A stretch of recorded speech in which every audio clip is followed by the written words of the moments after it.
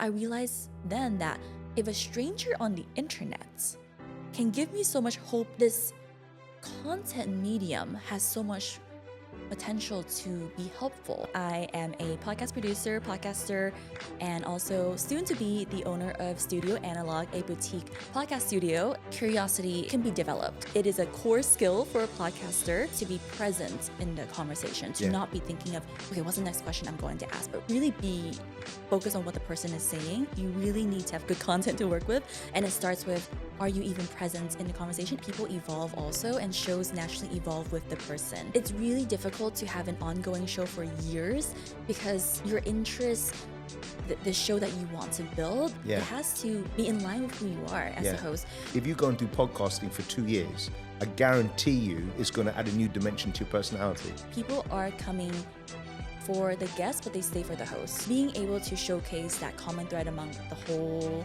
podcast through these conversations and not without even overshadowing the other person. I've also noticed that when someone goes on a podcast, usually like 99% of the time, I like them even more after the recording because I just get to feel that genuineness. When we follow someone online, we just see a certain facade of them. But then when we see them and hear them in person, it's like, wow, I had all these assumptions and judgments that were not based on anything.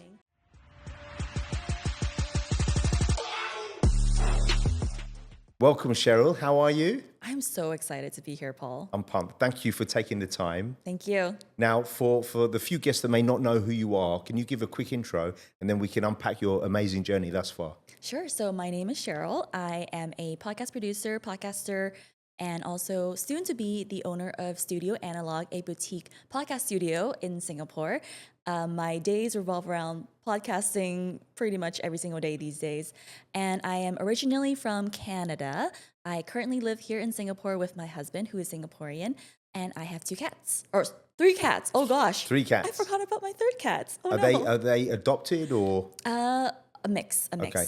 Beautiful. Well, listen, congratulations on the new business. I want to come to that. I'm really excited for you and I can't wait to see the studio. So you were born and raised where? Okay. It's complicated. I was born in Chattanooga, Tennessee. Okay. And I grew up in several places primarily, including Hong Kong. I was there from age 2 till 7. Were mum and dad originally from Hong Kong? They are. Okay. They are.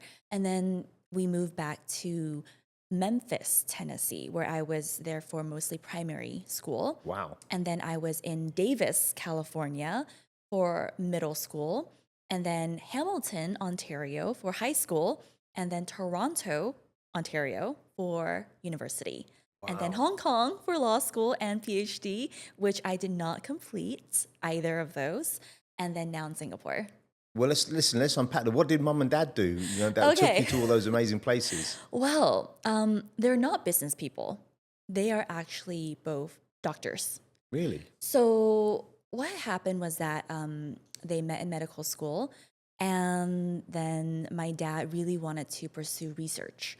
And, the US is really renowned for research. So he wanted to give it a shot in the US. So the 2 of them moved over and essentially I was born in the US. My mom actually did not continue her career to take care of me. But we moved around a few times because my dad wanted to pursue different research opportunities. Amazing. Were you one of the few Chinese kids in some of those districts? Oh my gosh, yes, that's an excellent point. Yes, actually, in Memphis specifically, I was definitely the only East Asian in the entire school. Did you face a bit of racism or? It was so interesting because you would think that would have happened, but actually, no, I was in a predominantly African-American or Black and Latino community. That's probably why then. They were probably more accepting. Yes, I think so. Amazing. Had I been in another city or neighborhood, that might have been different, but everyone was so kind back then. I love that. Because where I grew up, I never went to school with another Chinese boy until I'm half Chinese, half Irish, until I got to university. There were a couple of Chinese girls, but in London, what it is, or in the UK, most Chinese people typically owned, I hate to say this, but a Chinese takeaway. And there would only be one Chinese takeaway in each suburb, for example. So it'd be one Chinese family typically. And I love growing up in the UK because it was so cosmopolitan. And in fact, where I grew up, primarily there were nothing but Indians, right? And then it changed and it evolved. But I'm always curious what people's journeys are. And then what was it like in Toronto? I've never been. I've spent a lot of time in Vancouver. Yes, I actually do spend a lot of time there as well because my grandparents, who are in their 90s, are still there. Wow. So I visit there quite often, way more than Toronto. Toronto, I would say, is the most city-like city in Canada. It's definitely a lot more bustling, a lot more tall buildings. Yeah. It's like a more toned down version of maybe New York, I would say. Really? Tell me what you think about this observation. So when I first went to Vancouver, I thought it has the highest population of the best looking Asian people I've ever seen. And I analyzed it. It was like a lot of the Asians there moved from Hong Kong after 97. And the combination of the outdoor lifestyle and the food, I'm telling you, it changes the way people look. Had you noticed that? I think so because my grandparents, who are again in their 90s, they're still so healthy. Yeah. Because I think they're literally carrying their groceries and walking Yes. everywhere because you can walk. It's a walkable weather and climates. Yeah. Well, I mean, like Hong Kong, every time I come back from Hong Kong, I realize if I lived here, I'd have big quads and big calves because of the hills. Do you know what I mean? So let's unpack your journey. So were you under a little bit of pressure to follow mum and dad into medicine? You know, I think it was a lot more of the internal self-inflicted pressure. Okay. Because my parents never said, oh, you have to be a doctor, lawyer, engineer, banker, or whatever other, careers that a lot of other, I think, kids have felt pressure to pursue. But I think I saw my parents lead by example, I would say. Because I would say that for my dad especially, he really genuinely cared about medicine and healthcare and public health. Yeah. I think I've met a lot of friends, colleagues who are in healthcare or medicine specifically, who are really For the wrong reason almost. Yeah. You wonder, are you really going to be a good doctor? But for my dad, I can see that he clearly loves just, for lack of a better word, helping people through medicine. That's wonderful. And so I saw my parents embody that. And I think ever since I was young, I wanted to do something that was doing something good in the world, but I wasn't sure what that path looked like. But what had happened was when I had moved to Davis, California specifically, I had met a lot more Asian people. Where is Davis in California? I'm not familiar Davis with is it. near Sacramento. Okay. It's near Sacramento. That's the next biggest city, closest biggest city.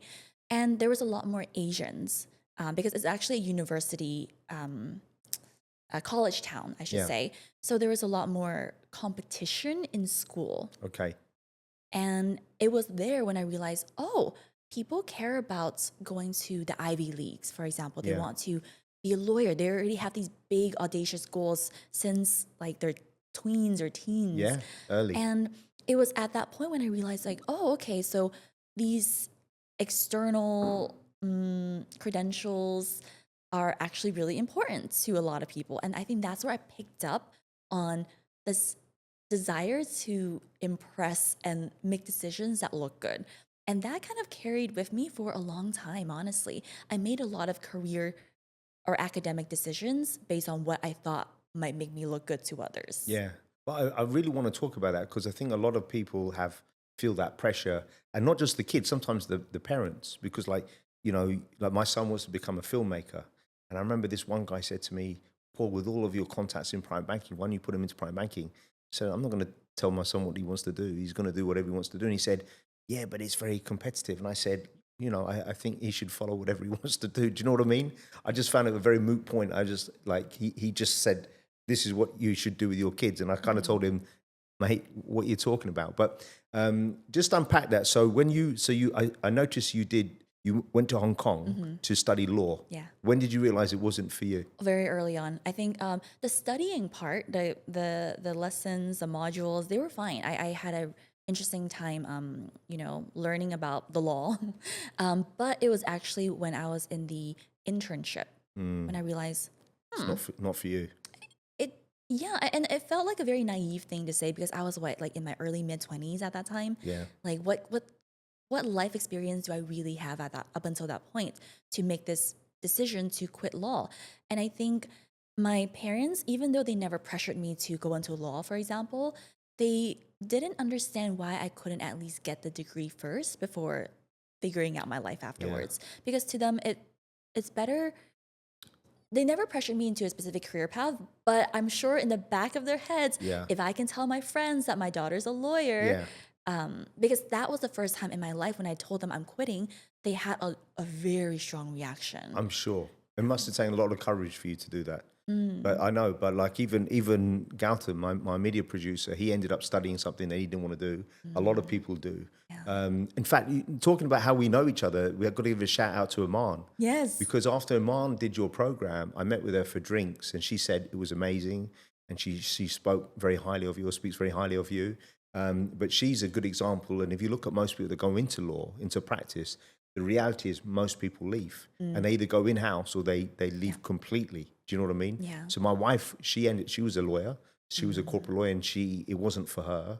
She's still involved in the law, but in an academic way. So after that, what was the next step? What did you do? Did you take a hiatus or? Well, I was living at home with my parents when I quit law. So I needed to make some money. Yeah. Because I was so worried they would kick me out because they were so angry. Really? They were, I think I was really taken aback by their reaction because, again, they never specifically said, oh, we hope you become XYZ career. But to see their reaction so strongly, it then kind of started to click in my head that, oh, they did immigrate to the US and they gave me the childhood, the resources I had growing up. Yeah. And I wonder if it felt like it went to waste to them. And so I started wondering, oh, maybe there is a lot more layers to this decision than I had realized. I thought, okay, it's not the right career for me. And I was very me focused that I started thinking about, oh, maybe there is things that my parents never really said out loud that then I wanted to understand more. Well, there's always subtext, right? If you Yeah. think about it, because once you were saying that, I was just thinking, what would happen if my kids pulled out? I probably wouldn't allow them. I would probably say to them, unless you felt so, you're 1 year, you've got 2 years left, finish it so you have that. Because the problem is, if you want to work abroad and you don't have that passport to go into that country, you need a degree. So like, if you want to work in Singapore now as a 23, 24-year-old, if you don't have a degree, you're not going to be able to get an employment pass.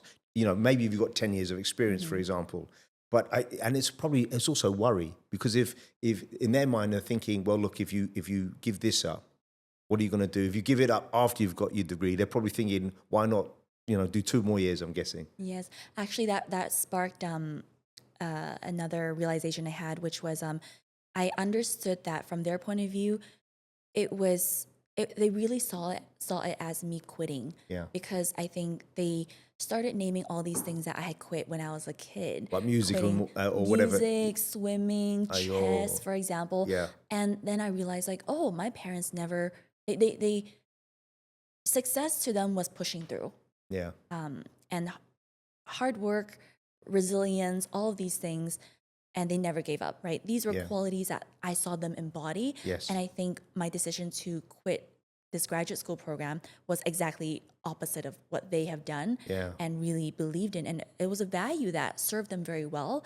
And then I realized, like, oh, I understand more about why their reaction was so strong, because, around me, there's a lot of people who, at least in the recent years, people are figuring out themselves, like, what is their purpose? And so I have a lot of these competing messages around me at that point in time sure. around 2017 when I was quitting law school. And it was so many mixed messages and I felt so confused.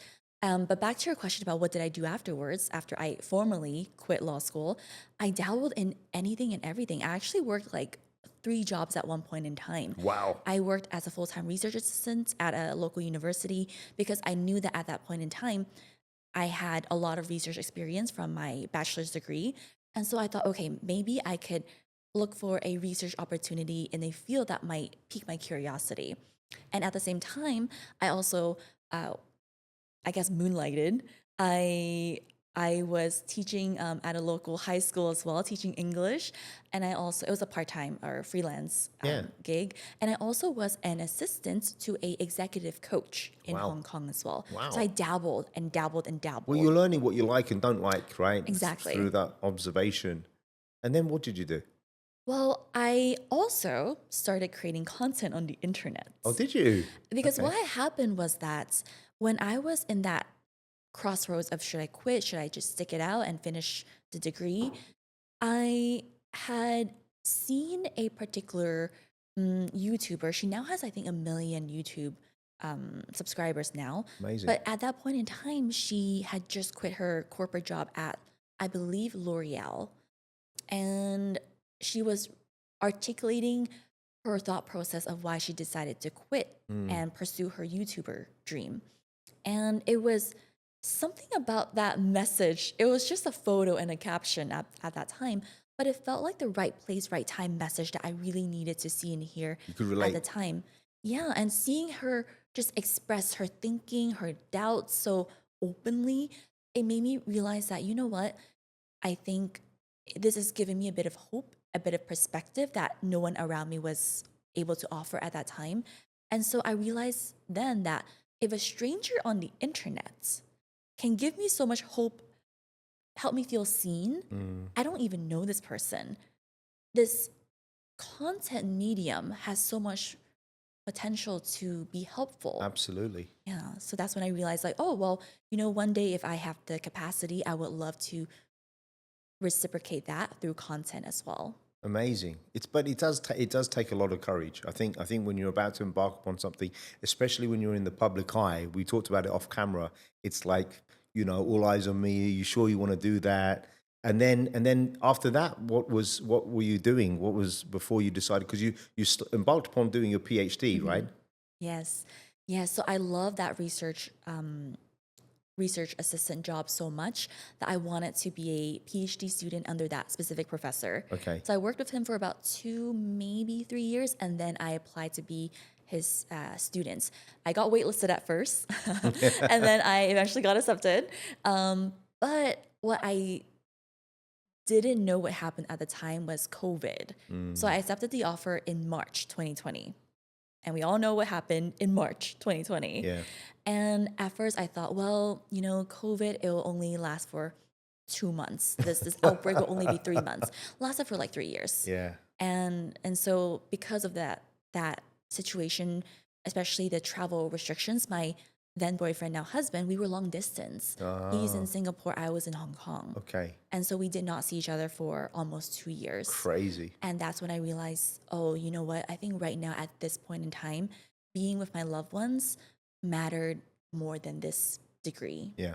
Yeah. How did you meet him? We met in Toronto before Okay. he moved back permanently.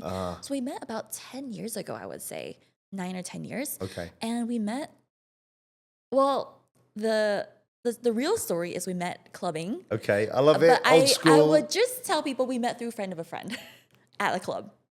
That's okay. It works, right? What's really weird is all the younger guys that work for me, most of them have only ever gone on dates facilitated through an app. And I can't get my head around that because, I've been with my wife for 23 years and it's like I always tease them. But the funny thing is, if there were apps, I always say my wife probably wouldn't have swiped on me because she'd never gone out with a non-Indian guy, right? And but when I talk to my 2 older kids, then I don't think they're too shy. They put themselves out there, but they I think there's something in the old-fashioned way, saying hello. Do you know what I mean? How did you two meet? It was fate. It was fate. I basically met my wife on Monday, the 3rd of the 3rd of the 3rd, through a friend. And I was smitten with her straight away. And what had happened was I didn't try and chat her up there and then, but we ended up having a very long conversation. And I told her my dad had been very unwell and I just got back from the UK. And it was the first day of my new job and I had zero money. In fact, I'd borrowed $1,000 from my one of my best friends to go back to see my dad. And I remember I was living off $3.50 a day. And she called. So the next day I called her and I said, I really fancy you. I think you're beautiful. I'd love to take you out for dinner. And then on Wednesday she said she wanted to clear it with her friend, right? Which I had done already, and then on Wednesday I had called my dad, and he just before he was rushed in for his operation, he had a quadruple bypass, and then she called me to see how my father was. And I'd been crying. I was like, because you just don't know if it's the last time you're going to see him or whatever. And I was just very taken. I only had one friend in Singapore at the time because I hadn't been here that long. And then that was it. And then I told that guy became my business partner. And on the Friday night, I said, I want to introduce you to the girl I'm going to marry.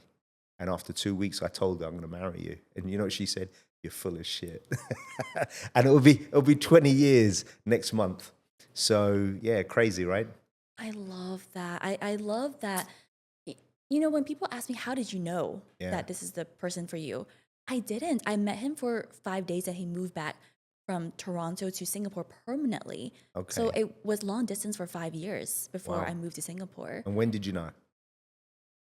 Day 1, day 2, maybe Really? day 3. Because people don't, and what I feel bad is a lot of people are with their partner or have been for a while. Like, how do you know? And I said, well, if you don't know and you've been with them for a year, you probably know. Do you know what I mean?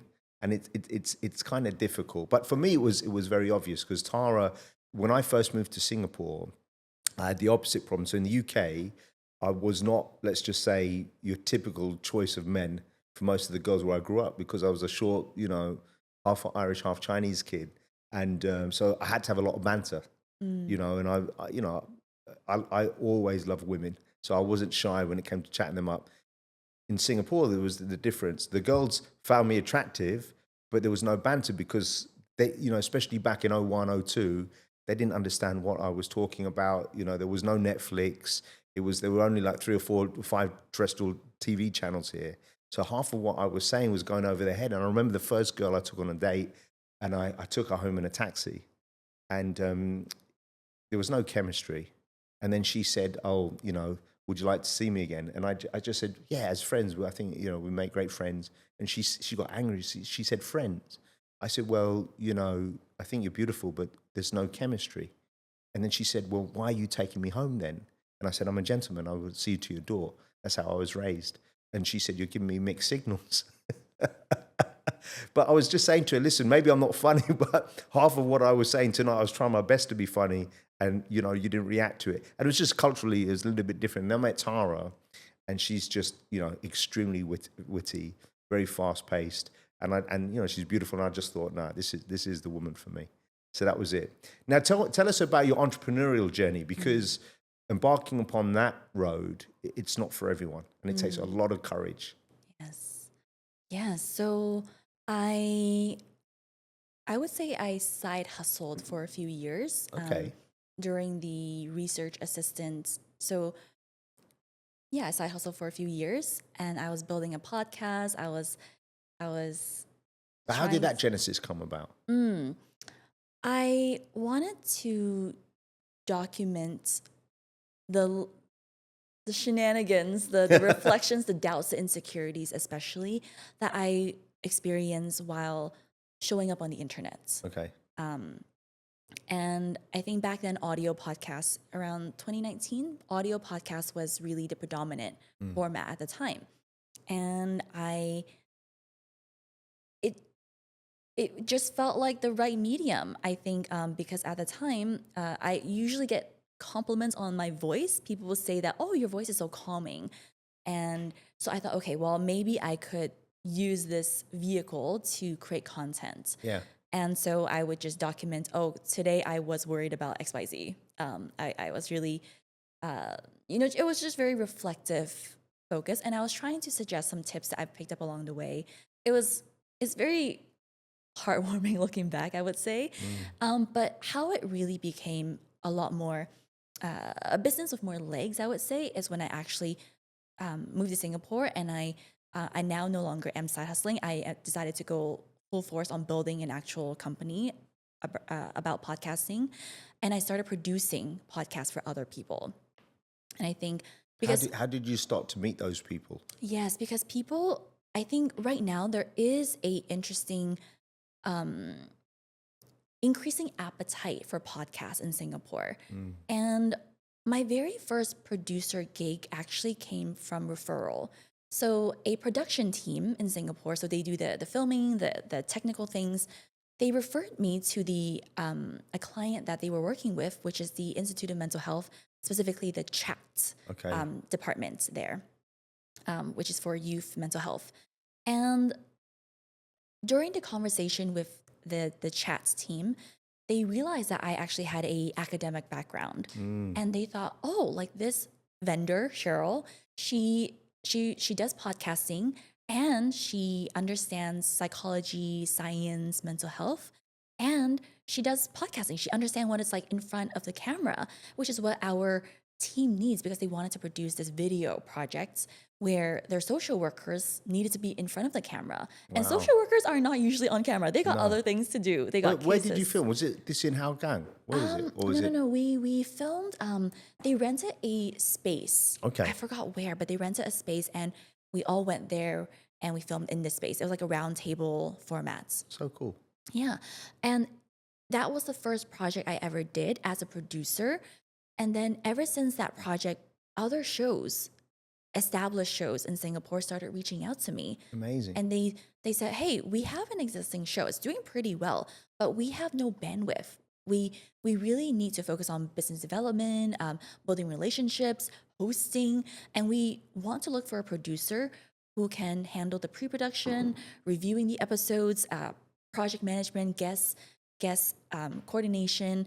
And so I started getting opportunities like that. Amazing. And So it happened very organically. Yes, it really did. Because what I'm curious about, because I geek out on all these things, it's like, where does your role begin and end? But can you just break us down through it now? Like, when you're producing a show, where does your involvement start? Okay, so I would say not all clients need all of these deliverables or scope of work, but what usually happens is I will understand what the show concept is first. Like, what is the audience? What are your goals for the podcast? Just a high level understanding of what are we even building towards? And then this actual episodes and who will be on the episodes. So sometimes I start with the episode angle first. So what is the angle of the episode? What is the burning question, the core tension we want to unpack in the episode? And then I will start to look for guests who can speak on that core tension, that question. Oh, you start from that point? Usually. But there are cases where they have to guess first. Yeah. And then I craft the episode around them. Okay. But usually in the pre-production phase, I would say, if anyone hacks into my Google Drive or you work with me, you'll know that I usually have a core tension or key question. Oh, That's really? the top of my brief for every episode I work on. And then who reaches out to the guests? Are they or you or both? It could be either. Some clients, they have a huge network, so they want to invite their network. Yeah. For some shows where they really want to be hands off, they will give me the control over who to invite.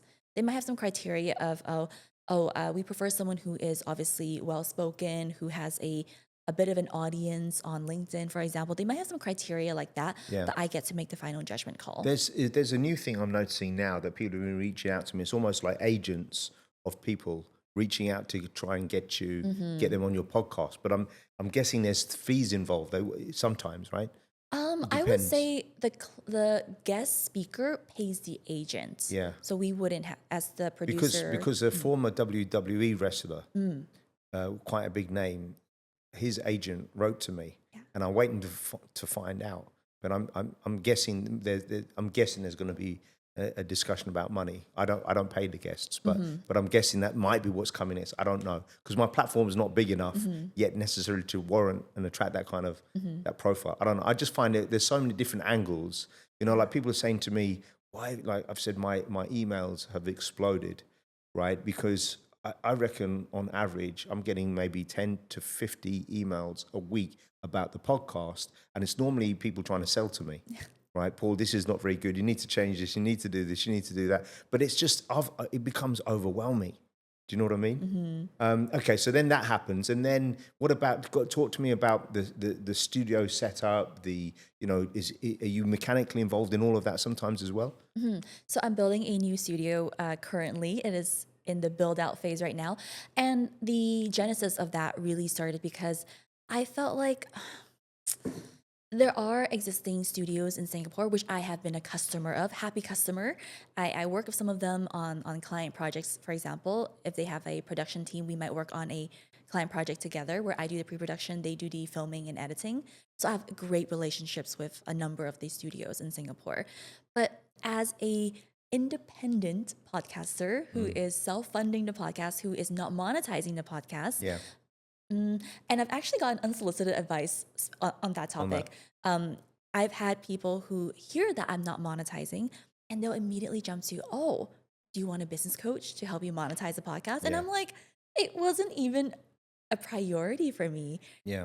to monetize because I really want to curate the experience and I don't want to have ads, at least not at this moment on my show. So when I first went to do it, my head of research, Isaac, he was just, this is what you have to do. And I said, well, I just spent 2 minutes having a little look. And I said, firstly, it's far away. Secondly, the way I do things, because a lot of the people I may actually know, it's not just going to be an hour. That we're going to sit down and have a coffee, maybe afterwards, right? And then also, this is the thing, because I've got 3 kids.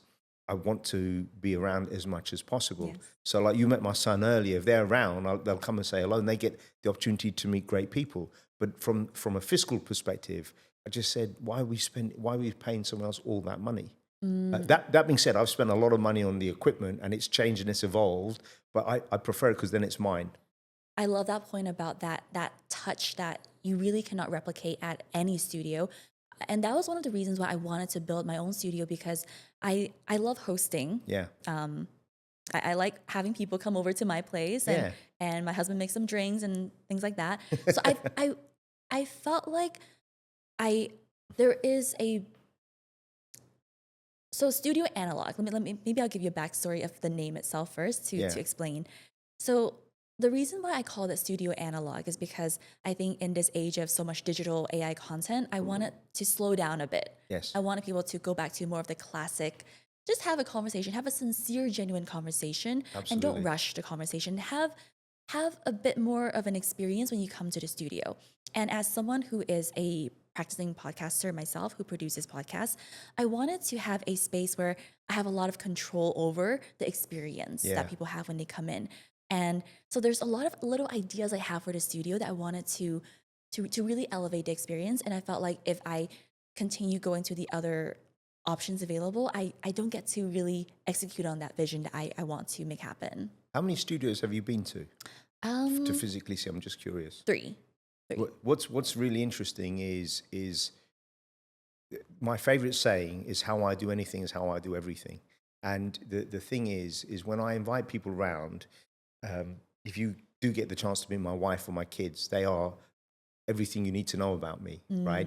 And also it adds a level of credibility, and it's a little bit different. And the thing is again, I said to my team, the problem is you will see multiple podcasts using the same studios, and that's okay, but that's not who I am. I've always wanted to be quite unique and put my own spin on it. But what I love about what you're doing is you're creating it with your own lens, right? And I think just from what I've seen, it's already, I can tell it's very professional, but it's almost homely at the same time from the images that you've released. Yes, Was it a very big decision to go into doing this? It was, because I had to work out the numbers. I had to talk to my husband, like, hey, like, this is what I'm planning to do. I want to do. What does he do? He works at Citibank. He works at the treasury desk. Okay. Okay, so then so that's the other thing people don't realize. When you're going the entrepreneurial route, it's always a family-based discussion, right? And then hopefully your partner's supportive. You know, the funny thing is I never told my wife I was setting up a podcast because, you know, like my mum unfortunately passed away a few years ago, but my mum and my wife are very conservative. And it's not that they don't believe in me, but, you know, when I do coaching, one of the questions is, rank in order out of these 10 criteria points, the top 3 things that drive you in work. And 95% of my coaching clients will always say, having people believe in you is in the top three. But for me, it was never consideration. Not because obviously know people have to believe in me, otherwise I won't be able to exist in life and in business. But I've always felt I've never really had that. And I've always I believe in myself. I'm going to double down. I'm all in. And I'm not really worried what people think. Because the reality is, what I've realized is most people don't care beyond 5 minutes. If you saw someone walking down the street naked, within a minute, you'd have forgotten. Unless it was someone you knew, right? You'd forget. And I always think it takes a lot of courage to try and do things. And I admire people that try new things, right? And especially when there's a public profile, it is interesting, right? And then, so what's the time horizon? Because you've had to rent a space, so that's a commitment of what, 2-3 years probably, is it? 2 2 years, right? And then it rolls and see what happens. Yes. But you must be so excited. I'm so excited. I love hosting people. I love having people over, and I love creating that kind of experience for other people. So I feel like the studio just gives me a bit more of that curated experience I hope to bring to people outside of just producing podcasts. Amazing. And let's talk about, what's your goal? Like what percentage of your time will be based on that versus still producing for other people? Ooh, good question. Probably a work in progress, right? I don't have that quite figured out yet. I'm playing it by ear first. Obviously, the existing clients I work with, the production clients, that is priority. Yeah. Because we're already, things are rolling. I cannot just back out because of time. Do you have clients that will come straight to your new apartment, your premises? So. I would think so. That's cool. The thing about you, my immediate observation about you, I sensed it when we were communicating online, but you're a very kind person, very warm. And I have to say, I've met some wonderful people through the podcast. That's changed the way I've felt about people. Because, in the corporate world, it's a bit cut and dry and sometimes transactional. And I never want it to be, because I care about people. But I think one of your greatest skills is your kindness. Just comes through. Not that it's a skill, but it's authentically who you are. I want to unpack what you think makes a great podcaster, because I feel curiosity, is so important. And for me, I'm fascinated by different things. Yeah. What do you think? Oh, I love that point about curiosity, because I used to struggle with feeling like I am a curious person, because I had, growing up, just so concerned about what do people think of me, what are things I can do to impress people or make myself look good, which is why I went to law school, for example. But over the years, I've realized that curiosity is something that is it can be developed. And I think it is a core skill for a podcaster to be curious, to be present in the conversation, to not be thinking of, okay, what's the next question I'm going to ask, but really, really be focused on what the person is saying and seeing where the thread goes and being willing to take detours if needed, and not just fixated on, okay, well, this question is on my next to ask, I better ask it next. Yeah. So I think the presence is so important. They get lost in that. It's funny because there's a lot of similarities between how I teach sales to people. So I always say in the outline of sales, you need a script, right? And people often don't like that. But the reality is, if I say bar, black sheep, have you any wool? It's a script, right? And in my mind, it's just, without realizing it, we all have scripts in our mind in terms of transitions, like, how was your day? What did you get up to? Or if you ask someone a question and say, that's a good question. We all have different, I don't necessarily think that's a great answer, by the way. But what I find is, if you're interviewing and you're too busy thinking, to your point, what to say next, you may not have heard what the person said. And then you're trying to follow this tangent, but they've gone off there. Yeah. And that just doesn't work, right? Yeah, and you cannot fix that in post-production. Yeah. You cannot. You really need to have good content to work with. And it starts with, are you even present in the conversation? And I think the same goes with the guests as well. In that moment, right? Yeah. Are you, for most of your podcasts, are they done sequentially, or do you sometimes edit them where you're taking clips from 3/4 in and putting it at the beginning? I'm just curious. 80% of the time, I edit the file as is, so I don't rearrange anything. But when I do make some rearrangements or reinsertions is usually when it comes to, for example, I think 2 scenarios. I think one is if there's a signature segment that the podcaster has. For example, What do you mean by signature? one of the podcasts I've worked with, she runs a pet education, pet wellness Wow, podcast. cool. So every episode, for example, if she's interviewing a pet dental hygienist, she'll do a live demo Oh, with wow. the dental hygienist. So cool. So they will do the conversation first or second, and then they'll do the demonstration. And so we have to reinsert it afterwards at the right place for logistics purposes. Yeah. But the other more common reason for reinsertions or rearrangements is if after we close out the episode, we realize, oh wait, we did not talk about A, B, C, D, E, F, G. Yeah. So we have to reinsert it elsewhere. And sometimes you do have to remember, okay, where do I want to reinsert it? And how can I segue? So it's not just a very So choppy. what do you mean? You finish the podcast sometimes and go back and realize, and then you go back to recording. Correct. The other challenge is if you're using a studio, if you've got a finite time, an hour or 2 hours, right?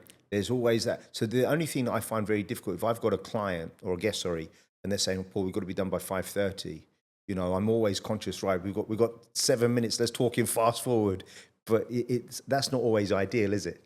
Mm-hmm. Talk a little bit about, because, you know, when I went to set up, I didn't know what to buy.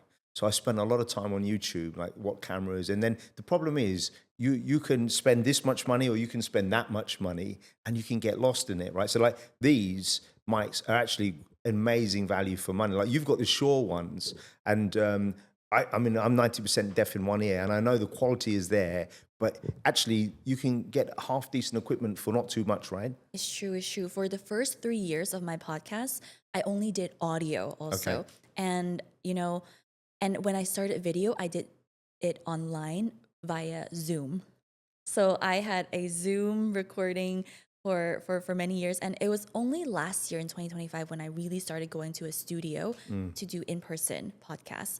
So I completely agree with you that there's such really? a I didn't realize range that. Okay. of equipment we could use. And then, so say someone comes to you, says, Cheryl, look, I'm thinking of setting up a podcast. What percentage of those people that come to you do it and don't do it? Because the thing is, coming to you makes it real. And then you go away and you probably say, right, this is what the A to Z looks like. I'm sure some of the people don't do it. A lot of people do not move forward because they are under the impression that a podcast is like an ongoing show, which arguably it is. It's, you know, a weekly, bi-weekly show. But what I think people can realize, can be more aware of is that you can do a series. Yes. You can do a 12-episode series and commit to that and at least have that body of work on the internet. I love that. And that can do so much it's like for your portfolio, right? Correct. Yes. What is the magic number of because, you know, like in business, they say most businesses go out of, they fail within the first 2 years. So podcasts, like what is the number, the magic number? Okay, this shows some consistency. Is there such a thing?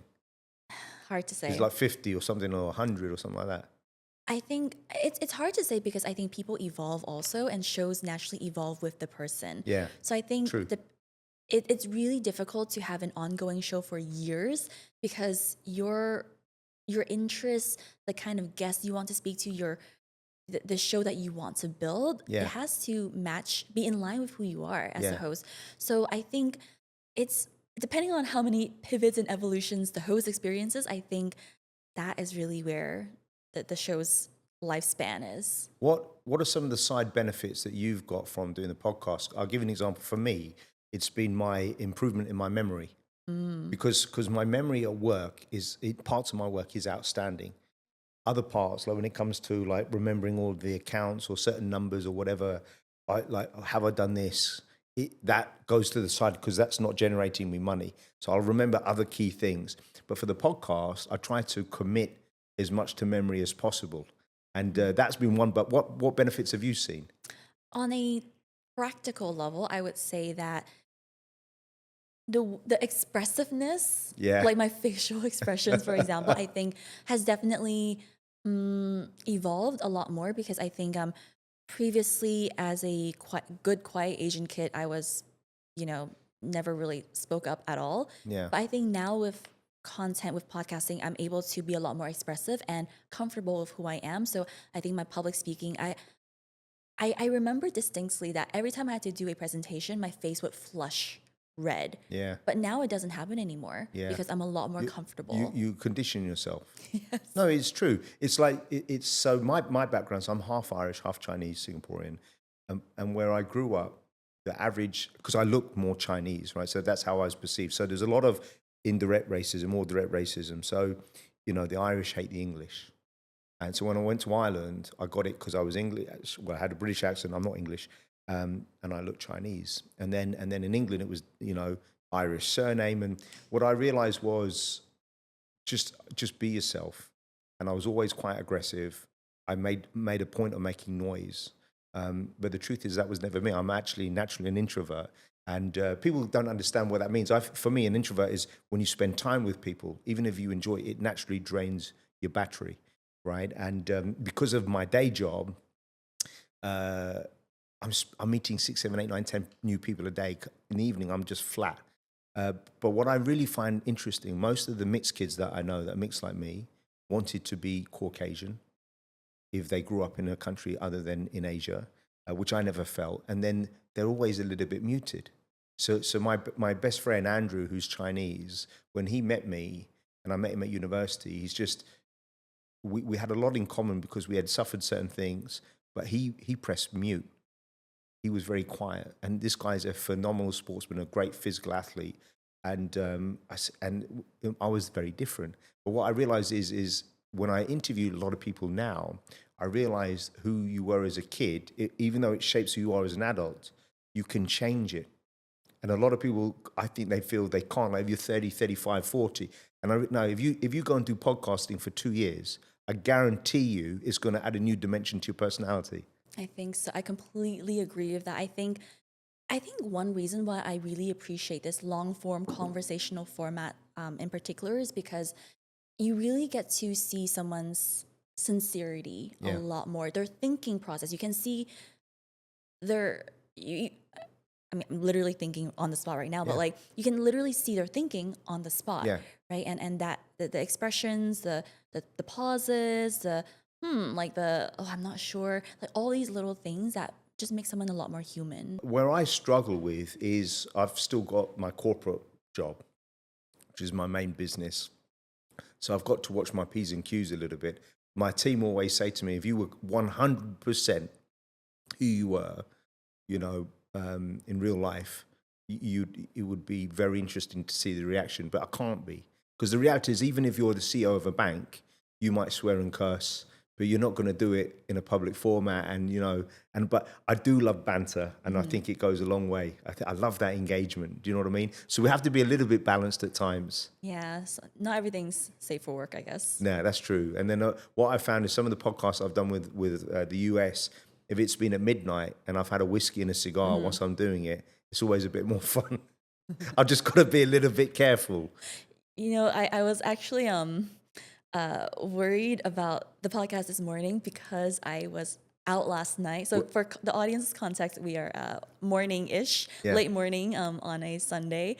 And I was out at a wedding and then an after party last night. So Really? I set so many alarms on my phone and my husband's phone just to make sure. Wow. But you don't have a hangover, right? No, you don't seem like it at all. No, but I on that topic of, just more personality when sometimes when you're drinking, I definitely sometimes wonder, maybe I should drink something before. People do it. A lot of people do it over a glass of wine, or that's the central focal point. But yeah, I'll try to avoid that because it's after 2 drinks things change. Do you know what I mean? It depends on the show you're building, I guess. Tell me about your observations from what you've seen about my podcast, the little glimpses that you've seen. What have your takeaways been so far? I think one thing that I mean, it's coming across right now, like in this conversation. I would say it's, first of all, for anyone who's not watching the video and you're just listening, Paul doesn't have a script or questions or phone, none of that insights. Yeah. You really are leaning into your curiosity and letting that guide the conversation. And the presence, like, I think the Gen Z say like aura. Yeah. I think that's the term they use. The aura is so strong. Thank right? you. And I think that is something that I think not all hosts have that presence and focus on the guest. Like you genuinely are leaning in. But I have done research, just so you know, right? Oh, So I didn't even realize I was there. I don't. But I've have all the questions or themes I like to. And actually, why I pull this together is to let the guest, if the guest doesn't know me, to let them know I've taken this seriously. Yes. But also for them to come back and say, well, do they have any points? And then I'll print their LinkedIn profile, any articles. But as I said, I commit them to memory. And it's not easy because if you're doing so, this weekend we've done 3 podcasts with 3 amazing women, right? And but what I don't want to do is get dates wrong or information wrong. Like the lady yesterday, her dad died in 2025. She's won 21 gold medals in the Southeast Asian Games, right? And you want to get certain things right. And what's crazy is, so the funniest story is Jim Lampley, to me, was the most significant guest I've had on the show because of my personal background. So I was a boxer, and he was the voice of HBO boxing for 3 decades, right? And so he won 3 Emmy Awards. When Mike Tyson first lost, he was there calling it ringside. So being an avid boxing fan, I would hear his voice. And, he's been in multiple movies, like all the Rocky movies. Not all, but most of them. Ocean's 11, so on and so forth. So when I wrote to him, and he wrote back to me saying, yes, I said, could you please do me the honor of being my 50th podcast guest? And he wrote back to me.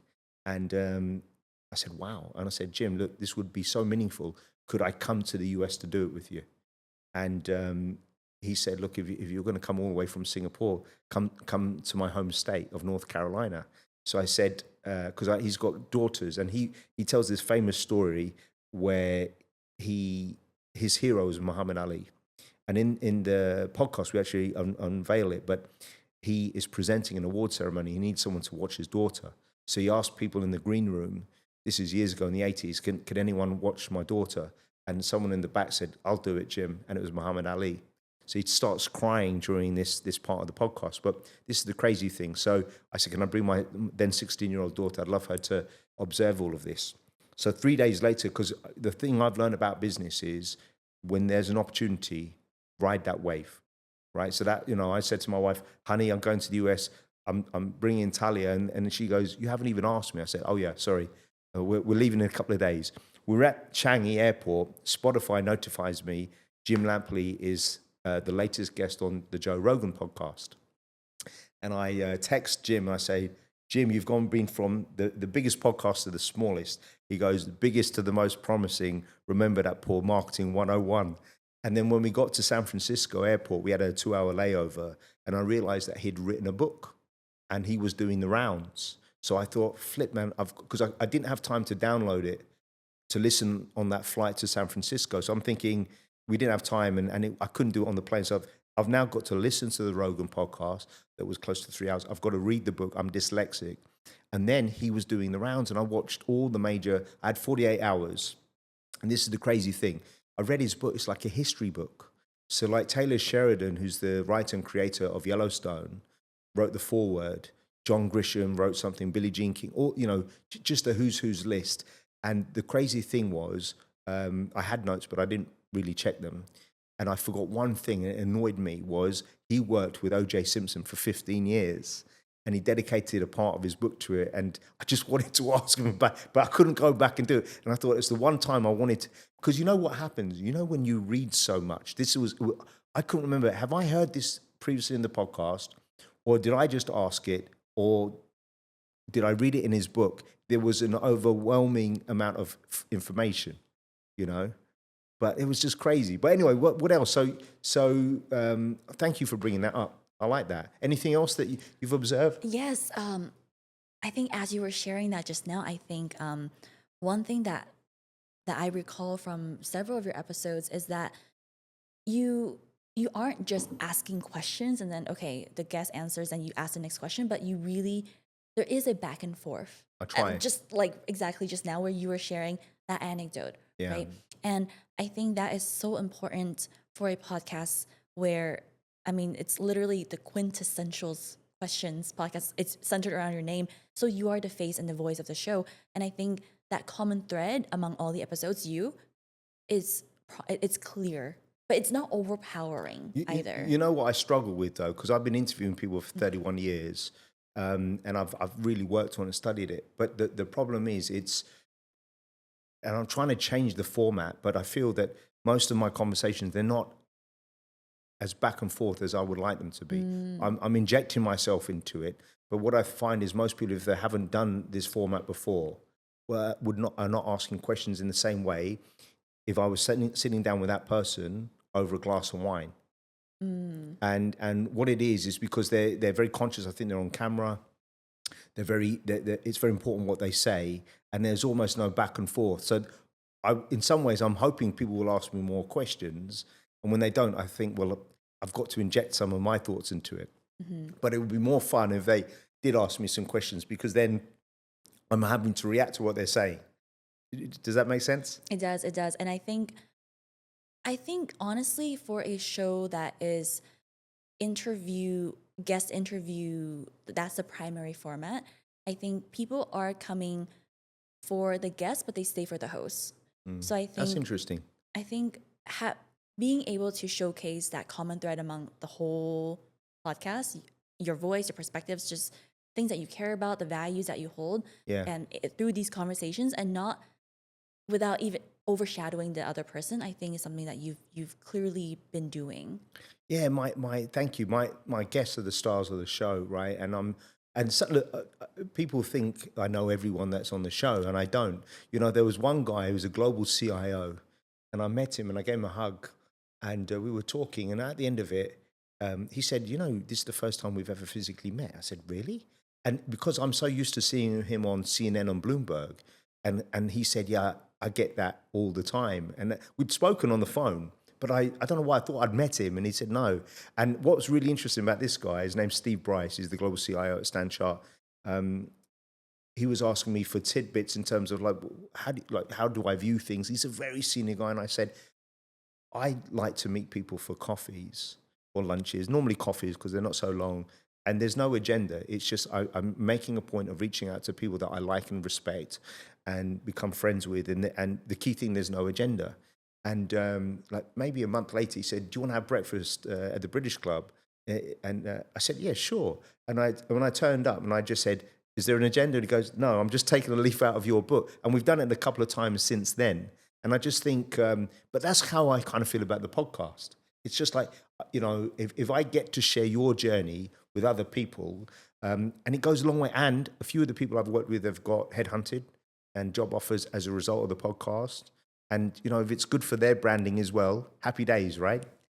Yes, and I think one thing that I've also to write off of what you just said, I've also noticed that when someone goes on a podcast, I think, or when someone, let's say I interview them, or I'm producing an episode where the speaker comes in and maybe I've seen them before, I usually, like 99% of the time, I like them even more after the recording, because I just get to feel that genuineness, the just see what they care about, and really because I think when we follow someone online, we just see a certain facade of them. Yeah. And a lot of times I think we, myself included, we're quick to judge. We're like, oh, they're just they must be XYZ, right? But then when we see them and hear them in person, it's like, wow, I had all these assumptions and judgments that were not based on anything. So interesting. Yeah, and I realized that having a podcast or being behind the scenes of podcasts, I get to see people that I might have seen online, and I just have a greater appreciation for the work they do, the things they care about, who they are after the recording. I think so. And you're refreshingly honest, by the way. I love that. It's because a lot of people won't say some of the things that you're saying, you know, like your struggles with school and what you decided to do and not to do. Because a lot of people get so embedded in something, they feel that they can't strip away from it and change. And that's actually the essence of my podcast. It's about career journeys and pivots. I mean, the last thing I wanted to say to you was, I think what you're doing, it really has a place, because if you look at Iman, it coincided with her complete switch in her career, right? And what she's embarking upon. And actually, you know, I don't often have to do many edits in our podcast, very, very rarely. But with Iman, we had to do over 20 edits because we were laughing, chatting so much crap. And I just said, honey, we got to delete half of what we were saying because it was a little bit, Is it really that bad? It was really bad. It was mainly me, to be honest. But it was because when we talk, we chat a lot of shit. It's brilliant because so she's one of my wife's best friends. And what's amazing is I have a relationship with some of my wife's friends independently. So like I'll meet Aman regularly for, a glass of wine or a cup of coffee and have a chit chat. And she's got this amazing group of friends that have been friends since childhood. And I kind of envy that because I don't have that. But that's the last thing that I've learned about the podcast is despite I'm turning 50 next year, despite that, I'm now able to make new friends because, in the corporate world, you kind of meet everyone and it's work. But I've met so many amazing people through the podcast that are world class, that are go-getters, and are very giving with their time. And I'm forever grateful. And because of those people, I've realized, you know what, Paul, there are some great people out there. Just make the effort. And because of that, I've made new friends, which is a great side benefit of the show, right? Mm-hmm. Yeah, I love that point because I think a lot of people, they think, okay, when they go on a podcast, they think there's an agenda. I have an agenda. Yeah. I hope that by sharing about XYZ and share about my work, then I can hopefully get some leads for my business or whatever opportunity. But I think that that's really kind of defeating the point of a podcast. It's really to not only have a genuine conversation with the other party, but also to and also to add value to the listener, of course. But it really is about, I think that, what's the word I'm looking for? I think it's more important to want to have the conversation as opposed to what you'll get out of the conversation. Yeah. And I think podcasting has just been it's been a medium, like a tool that short form content, like a 60-second Instagram reel, TikTok, just cannot replicate. It cannot. Actually, so one of my most recent podcasts, I didn't know the gentleman. I don't think he watched any of the podcasts, but he was kind enough to do it. And he's very well known. And I said, is there things that you wouldn't like to cover? So he said, I don't want to talk about clients, boom, boom, boom, boom. And maybe 45 minutes into the podcast, I think he realized that I was genuine. There were no cheap shots. Maybe he had a bad experience. And when we wrapped up, I think he enjoyed the experience. And then he said, what are you doing for the rest of the week? And I said, I've got events. He goes, do you want to go and have a bottle of wine now? And I said, perfect. So we did. It became a couple of bottles of wine. And I just thought, wasn't that nice? It's a shame that we didn't have that at the beginning because I didn't realize at first he was a little bit guarded, right? And then after that, that all stripped away. And then the funny thing is he said, who are some of the people that you work with? And I mentioned the CEO of a client of mine. And he said, that used to be my boss. And then so you find out it's a small world, you have common friends. And I think the one thing that I've learned even more so now through the podcast is that your name, your brand, your reputation is so important. It carries so much weight. Do you know what I mean? It's amazing. Cheryl, listen, it's been an absolute pleasure. Thank you for taking time off on a Sunday to spend the morning with me. Thank you so much, Paul. This was fantastic. I loved it. Thank you. Thank you. Cheers.